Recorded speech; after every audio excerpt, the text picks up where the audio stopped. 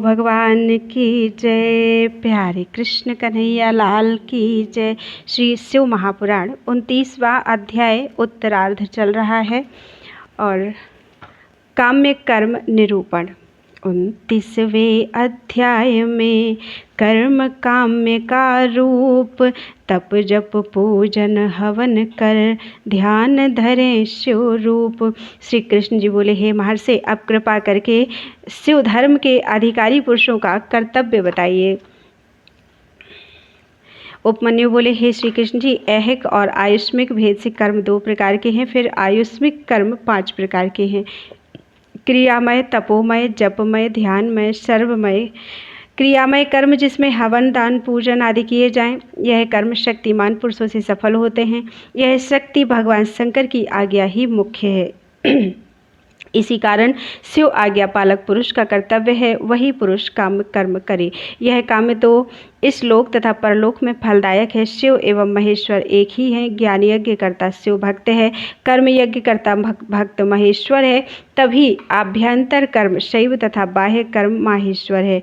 गंध, रस, वर्ण आदि द्वारा भूमि परीक्षा करके मन चाहे विधान मूर्ति के लिए पृथ्वी के पृष्ठ पर प्रथम पूर्व दिशा की उत्पत्ति करें, वहां पर 1 हाथ अथवा 2 हाथ मंडल रचें, फिर पहले की विधि से महेश्वर को पूजें। उसके बाद 3 तत्व से युक्त साक्षात विद्या मूर्ति सदाशिव की परम शक्ति द्वारा आह्वान करके 5 उपकरणों के साथ साथ पूजन करें। उसके बाद 5 आवरणों का पूजन आरंभ करें।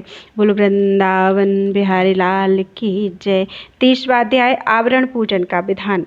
आवरण पूजन सुनहु विधि विधान से युक्त, करके मान सुख लहें हो भव सागर मुक्त। उपमन्यु बोले, हे श्री कृष्ण जी, सर्वप्रथम सदाशिव के दक्षिण की ओर गणनायक, बाईं ओर कार्तिकेय स्वामी जी एवं चारों ओर ईशान से लेकर सद्योजात तक क्रमशः इनको पूजे। फिर द्वितीय आवरण में पूर्व दिशा के पत्र में अनंतबाई और उनकी शक्ति, दाईं ओर शक्ति के साथ सूक्ष्म तत्व, पश्चिम की ओर शक्ति सहित शिव, उत्तर दिशा में एक नेत्र, ईशान कोण के एक दल में शक्ति सहित रुद्र इत्यादि क्रमशः पूजें। तृतीय आवरण में क्रमशः 8 मूर्तियों को पूजें। फिर क्रमानुसार महादेव आदि 11 मूर्तियों को शक्ति सहित पूजें। उस स्थान पर अग्निकोण से आरंभ करके 8 प्रतिमाओं को पूजें। फिर देव देव, ईशान, भवोद्भव को अग्निकोण तथा पूर्व में दोनों के मध्य में पूजें। उसी आवरण में वृषेंद्र को पूजें। नंदी को दक्षिण में, महाकाल को उत्तर में, शास्त्रों को अग्निकोण में, मातृकाओं को दक्षिण दिशा के दल में पूजें। गणपति को नैऋत्य कोण में पूजें। कार्तिक स्वामी को पश्चिम दिशा में, ज्येष्ठा को वायव्य में, गौरी जी को उत्तर में, चंड को ईशान कोण में पूजें। फिर चौथे आवरण में प्रथम ध्यान करें। फिर भानु को पूर्व दल में, ब्रह्मा को दक्षिण में, रुद्र जी को पश्चिम में, विष्णु जी को उत्तर में। इस प्रकार इन चारों देवताओं को पूजें। द्वितीय आवरण में भी 4 मूर्तियों का पूजन आवश्यक है। इसके बाद आदित्य, भास्कर, भानु, रवि, इनको भी पूर्व आदि के क्रम से चारों तरफ पूजें। चंद्र, भौम, बुध, गुरु, शुक्र, शनि, राहु, केतु, उन 8 ग्रहों को तृतीय आवरण में पूजें। फिर चौथे आवरण में ब्रह्मा को पूजकर दक्षिण तथा पश्चिम में आवरण के साथ रुद्र को पूजें। फिर क्रम से हर एक देव, आचार्य, गुरु आदि को पूजें। 5वें आवरण में सब तरफ से देवी योनियां पूजें। इस प्रकार देव देवियों को आवरण पूर्वक पूजकर विक्षेप शांत्यर्थ फिर देवेश को पूजें। पंचाक्षर मंत्र भी बोलता रहे। उसके बाद शंकर पार्वती के अर्थ अमृत के तुल्य अनेक शाक व्यंजन आदि के साथ शुद्ध चरु अर्पित करें। इस प्रकार पूजन पूर्ण करके स्तुति गायन करें। फिर 108 पंचाक्षरी विद्या जपें। क्रमानुसार गुरुदेव का पूजन करके श्रद्धा से सदस्यों को पूजें। फिर सभी आवरणों के साथ देव विसर्जन करें। यज्ञात्मक सभी सामग्री सामान के साथ साथ मंडल, गुरु, देव, आचार्य को अर्पित करें। इसे योगेश्वर योग कहा जाता है। इसके तुल्य तो कोई योग भी नहीं है। यह तो चिंतामणि के तुल्य है, मनमांगी वस्तु देने वाला है। बोलो वृंदावन बिहारी लाल की जय। 31वां अध्याय शिव स्तोत्र निरूपण। वर्तमान अध्याय में अघनाशक जग माहि शिव स्तोत्र वर्णन करूं। शिव सायुज्य सुपाहि। उपमन्यु बोले, हे श्री कृष्ण जी, अब हम आपको वह पवित्र स्तोत्र सुनाए जिससे पंचावरण वर्णन है। सुनो। हे जगत के नाथ, प्रकृति के सुंदर नित्य चेतन स्वरूप सदा जय जयकार हो। हे सरल स्वभाव, पवित्र देहवान, अति पवित्र चरित्रवान, सर्वशक्ति संपन्न पुरुषोत्तम, जय हो जय हो। हे मंगल मूर्ति देवाधिदेव, आपको प्रणाम हो। हे प्रभु, यह संपूर्ण विश्व आपके वश में है। आप कृपा करके अपने भक्तों की कामनाएं पूर्ण करें। हे जगत मातेश्वरी, आप हमारे मनोरथ पूर्ण करें। हे गणनायक जी तथा स्कंद भगवान, तुम दोनों शिव आज्ञा पालक हो, शिव ज्ञान रूप अमृत के पीने वाले हो, आप भक्तजनों की रक्षा करो। हे 5 कलाओं से परिपूर्ण शिव, मेरी अभिलाषाएं पूर्ण करो। हे ब्रह्मन, सदाशिव के चरणारविंदों में भक्ति करने वाले सदाशिव के पश्चिम मुख रूप भगवान, मेरी कामनाएं पूर्ण करो। हे 8 प्रकार की शक्तियां, आप लोग भी शिव आज्ञा से हमारी कामनाएं पूर्ण करें। सातों लोकों की माताएं परमेश्वर आज्ञा द्वारा ही आप प्रार्थना श्रवण करें। हे शंकर पुत्र, देवों के विघ्न विनाशक विनायक, आप सभी विघ्न निवृत्त करें। हे भगवान शंकर, पंचावरण द्वारा संसार को आवृत करने वाले महादेव, नमस्कार हो। हे श्री कृष्ण जी, यह आवरण स्तोत्र है। इसे नित्य कीर्तन तथा श्रवण करने वाला सब पापों से छूटकर शिव सायुज्य पाता है। बोलो वृंदावन बिहारी लाल की जय। 32वां अध्याय श्लोक की सिद्धियों के कर्मों का निरूपण। मंत्र सिद्धि बाधा हरण, कर्म सुनहु धर ध्यान। उपमन्यु कहे कृष्ण सु, देवन देव महान। उपमन्यु बोले, हे श्री कृष्ण जी, अब मैं शिव भक्तों के लिए उन महान कर्मों के निरूपण कहता हूँ जिनमें पूजन, हवन, जपन, दान, तप, ध्यान आदि को के फल शीघ्र प्राप्त हो जाते हैं। सर्वप्रथम यंत्रों मंत्रों के अर्थ ज्ञान वाले मंत्र सिद्ध करें। इसमें यदि कोई बाधा पड़ने लगे तब इस कर्म में प्रवृत्त हो। यदि मंत्र सिद्धि से पहले बाधाओं के रोकने का यह उपाय पहले कर लिया जाए तो बहुत उत्तम है। यह शास्त्रानुसार है, इसके द्वारा अब अवश्य ही सिद्धि हो जाती है। यदि कर्म निष्फल हो जाए तो देव अपराध न जाने। सिद्धि प्राप्ति को ब्रह्मचर्य भी आवश्यक है। हविष्य, खीर अथवा फल आदि केवल एक बार खा लें। शरीर में भस्म रवा में पवित्र रहें। ऐसा होकर पवित्र देश तथा स्थान में जाकर शुभ दिन एक हाथ पर पृथ्वी पर गोबर का लेपन करें, उस पर कमल बनावें। 8 दलों वाला कमल हो। एक एक दल में 8 अणिमादी सिद्धियों की कल्पना करें। उनमें सोने, स्फटिक अथवा रत्नों की शिवलिंग मूर्ति बनाकर स्थापित करें। उसके बाद पहले कहे विधान से शंकर पार्वती आह्वान करके ध्यान करें। इसमें बिल्व पत्रों के हवन द्वारा विजय प्राप्त होती है। शांति के लिए तो ढाक, खैर आदि समिधाओं की आहुतियाँ श्रेष्ठ हैं। विग्रह में कनेर, आग, कटेरी की समिधाएँ होनी चाहिए। शांतिवान पुरुष को शांतिदाता पुष्ट कर्म करने चाहिए। निर्दय, क्रूर मना मानव तो अभिचार कर्म करे। निर्धन तो बाणलिंग पूजे धनी हो जाता है। स्वनिर्मित ऋषि गणों से स्थापित अथवा वैदिक लिंग का पूजन तो स्वर्ण तथा रत्नों द्वारा करे। यदि सामर्थ्य न हो तो मन द्वारा स्वर्ण रत्नों की कल्पना करके पूजे। पूजन सामग्री सुवर्ण रत्नादिक पूजा के बाद गुरुदेव को अर्पित करें। यदि गुरु ना लेना चाहे तो शिव अर्पण अथवा शिव भक्तों को बांट दें। कर्तव्यता दक्षिणा गुरुदेव को दें और शत्रुओं से जो घिर गया हो, रोगी युक्त हो अथवा मरणासन्न हो, उसके लिए इस प्रकार का पूजन कर्म सब दुखों से मुक्त कर देता है। यदि अपूजनीय हो तो इस कर्म द्वारा पूजनीय होता है। निर्धन भिक्षुक धन कुबेर होता है। कुरूप को सुंदर रूप मिल जाता है। बूढ़ा युवक बन जाता है। इस कर्म द्वारा सभी बातें अनुकूल हो जाती हैं। बोलो वृंदावन बिहारी लाल की जय। 33वां अध्याय लिंग स्थापना द्वारा फल प्राप्ति। रत्न जड़ित शिवलिंग के स्थापन विधि विपाक, निश्चय पहुँचे धाम को क्षीण हो ये नर पाप। उपमन्यु बोले, हे श्री कृष्ण जी, अब परलोक में सुख पहुँचाने वाली कर्म विधि आपको सुनाते हैं। महादेव जी तथा पार्वती जी को श्वेत चंदन के जल द्वारा स्नान कराएं। फिर खिले हुए श्वेत कमल से पूजन करें, प्रणाम करें। उस स्थान पर यदि सामर्थ्य हो तो स्वर्णों रत्नों से शिवलिंग निर्मित करके सुंदर पद्मासन बनाकर स्थापित करें। लिंग अंगुष्ठ प्रमाण का हो, उसे कमल के दाईं ओर स्थापित करके बेलपत्रों से पूजें। लिंग की दाईं ओर अगर पश्चिम में मैनसिल, उत्तर में चंदन, पूर्व में हरताल लगावें। फिर सुगंधित पुष्पों द्वारा पूजें। लिंग के चारों ओर काले रंग की अगर और गुग्गुल द्वारा धूप जोड़ें गुग्गुल का धूप जोड़ें, बहुत पतले नवीन मनोहर वस्त्र अर्पण करें, घी से तर हुआ खीर का नैवेद्य रखें, दीपक घृत का होना चाहिए। सभी कुछ मंत्रों द्वारा करके परिक्रमा करें, भक्ति पूर्वक प्रणाम आदि करके अपराध क्षमा करावें, प्रार्थना करें। पंचगंध पूर्वक इस प्रकार की नित्य पूजा करने वाला पुरुष पापों से विमुक्त होकर शिव धाम को निसंदेह प्राप्त कर लेता है। बोलो वृंदावन बिहारी लाल की जय। 34वां अध्याय लिंग स्थापना द्वारा शिव प्राप्ति।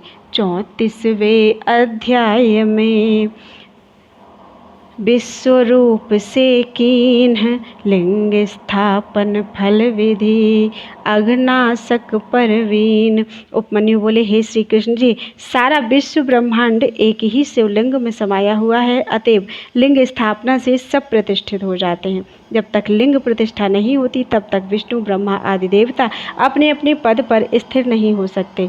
श्री कृष्ण जी बोले, हे महर्षि, लिंग क्या वस्तु है? श्री महादेव जी को लिंग क्यों कहा जाता है? उनमें लिंग किस प्रकार आ जाता है? लिंग में शिव पूजन क्यों होता है? इन सभी संशयों को कृपा करके निवृत्त करें।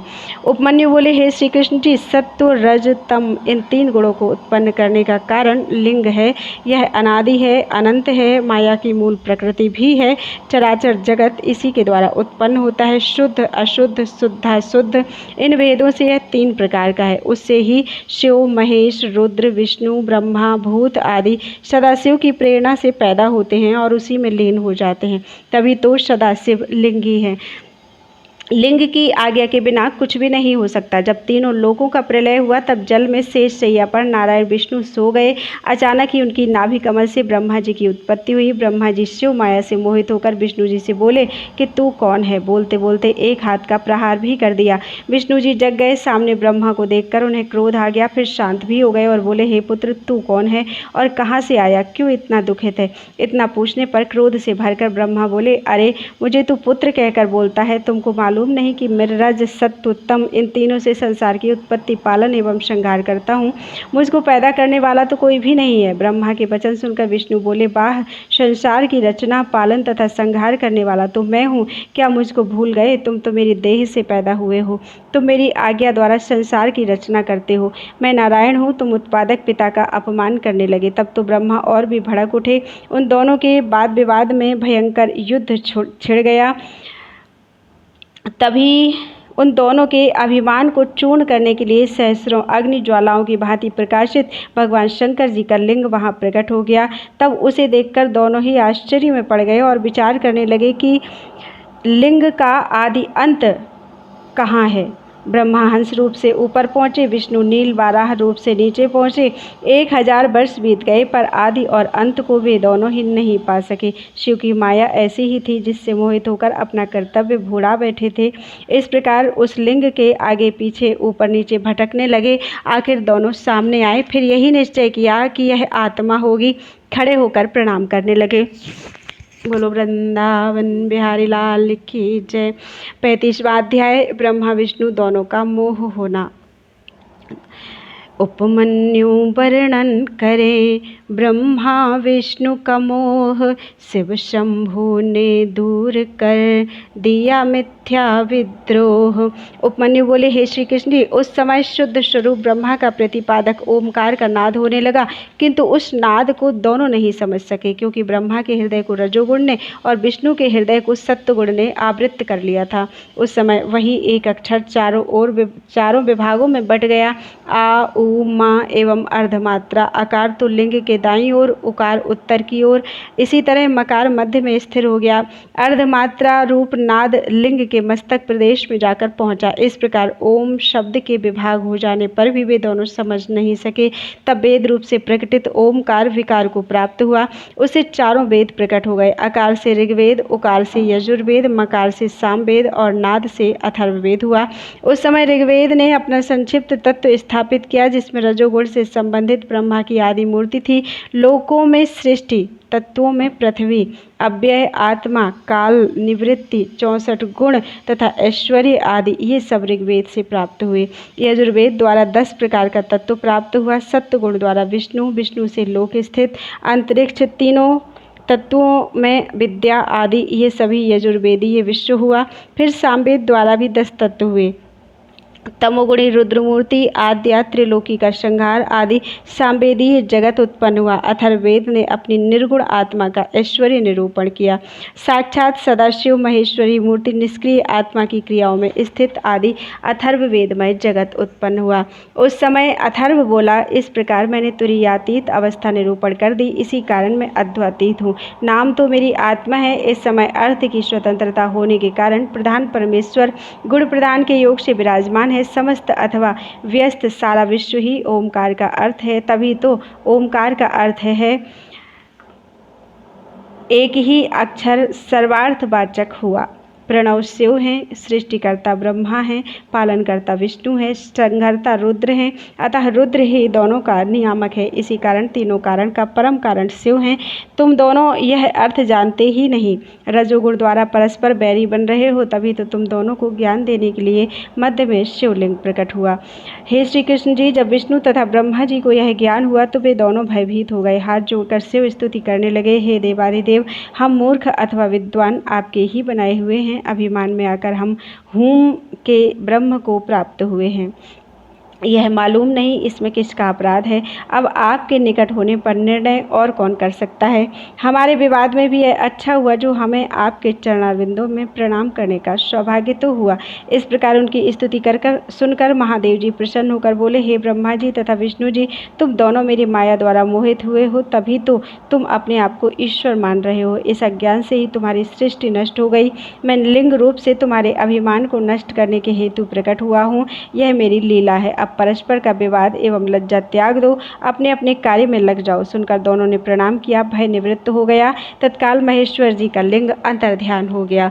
बोलो वृंदावन बिहारी लाल की जय। 36वां अध्याय लिंग प्रतिष्ठा विधान। शुक्ल पक्ष अनुकूल दिन लिंग प्रतिष्ठा श्रेष्ठ, जाहे तू शिव भक्त के नष्ट होए सब निष्ठ। श्री कृष्ण जी बोले, हे महर्षि, अब मैं आपसे लिंग प्रतिष्ठा विधि सुनना चाहता हूँ। उपमन्यु बोले, हे श्री कृष्ण जी सुनिए। शुक्ल पक्ष के किसी भी दिन अपने अनुकूल लिंग निर्माण कर लेना चाहिए, वह भी शिव शास्त्रोक्त विधि से। सर्वप्रथम गणेश पूजन करके शुद्ध स्नानादि करके उस समय स्नानार्थ लिंग को स्नान स्थान पर ले जाएं। उसके बाद शिला शस्त्र की मर्यादा से कुमकुम केसर आदि श्लोक स्वर्ण शलाका के साथ लिखें। 8 अथवा 5 स्थानों की मृत्तिका के जल द्वारा एवं पंचगव्य द्वारा पिंडी के साथ लिंग को स्नान कराकर फिर वेदों के हाथ पूजन करें। फिर जलाशय में ले जाकर पिंडी के साथ लिंग का अधिवासन करें। उसके बाद लिंग को भली भांति सभी आवरणों से भूषित करके नवीन मनोहर वस्त्र धारण कर फिर पूजन करें। फिर चौकी पर रखकर शयन करावें। पूर्व दिशा में तो मस्तक हो और पश्चिम में पिंडी रखकर पूजन करें। फिर पहले की भांति शोधन करके शयन गृह में ले जावें, वहाँ शुद्ध जल द्वारा स्नान करावें। फिर क्रमशः पूजन करें। लीप पोत कर ईशान कोण में प्रथम कमल लिखें। फिर शिव कुंभ को शोध करके शिव आह्वान करें और पूजें।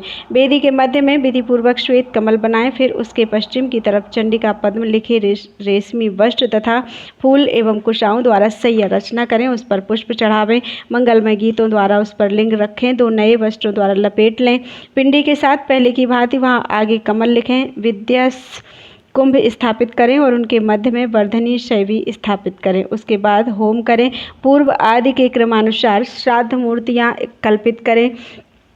उन्हीं के आसपास पाठकर्ता 4 विप्र बिठावे। हवन भी करें। आचार्य तो ईशान कोण अथवा पश्चिम में बैठें। प्रथम पूर्णाहुति होम करें। फिर 108 घृत की आहुतियाँ डालें। मूल मंत्र द्वारा शिवलिंग के मस्तक पर हाथ रखें। उसके बाद 7 द्रव्यों के साथ 100 अथवा 50 आहुतियाँ डालें। इस प्रकार हवन करके वेदी का स्पर्श करें और दक्षिणा देवें। होताओं को आचार्य से आधी दक्षिणा दें और वहाँ जितने ब्राह्मण हों उन्हें होताओं से आधी दक्षिणा दें। उसके बाद महापूजन आरंभ करें। 10 कलश पूजें। शिव कलश के जल में शिव मंत्र पढ़कर अंगुष्ठा तथा अनामिका द्वारा मृत्तिका लेकर मंत्र जपें।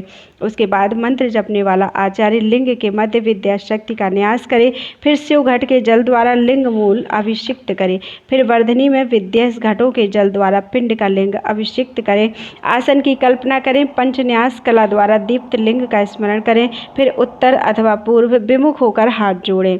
शिव पार्वती जी का आह्वान करें। ध्यान इस प्रकार करें कि भगवान शंकर श्री पार्वती जी के साथ बैल पर चढ़कर आकाश मार्ग द्वारा आ रहे हैं। फिर पंचोपचार पूजन करके पूजन पूर्ण करें। इस पंचोपचार से बढ़कर और कोई पूजन भी नहीं। लिंग की प्रतिष्ठा के समान अन्य मूर्तियों की प्रतिष्ठा करनी उचित है। जल अधिवासन की शैया पर प्रतिमा का नीचे मुख करके शयन करावें। अपने हृदय में उस प्रतिमा को स्थापित करें जिसका कि मंत्रों द्वारा घटों के जल से शयन करा दिया गया हो। यदि शक्ति हो तो प्रथम मंदिर बनवाकर प्रतिष्ठा करें।